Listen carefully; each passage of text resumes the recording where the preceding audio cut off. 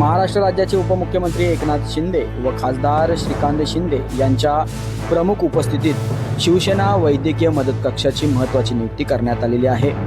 जितेंद्र दगडू उर्फ दादा सकपाळ यांची महाराष्ट्र प्रदेश उपाध्यक्ष तथा मुंबई महानगर कार्याध्यक्ष शिवसेना वैद्यकीय मदत कक्ष या महत्त्वाच्या पदावर नियुक्ती करण्यात आलेली आहे।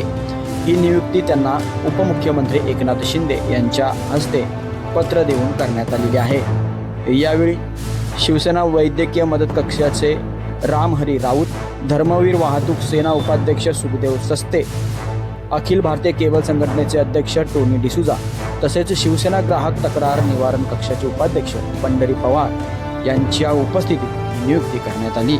या नियुक्तीमुळे शिवसेना वैद्यकीय मदत कक्षाचे कार्य अधिक बळकट होईल आणि गरजू रुग्णांना मदत करण्यासाठी सकपाळ यांच्या माध्यमातून आणखीन वेगाने काम केले जाईल अशी अपेक्षा आता व्यक्त केली जात आहे।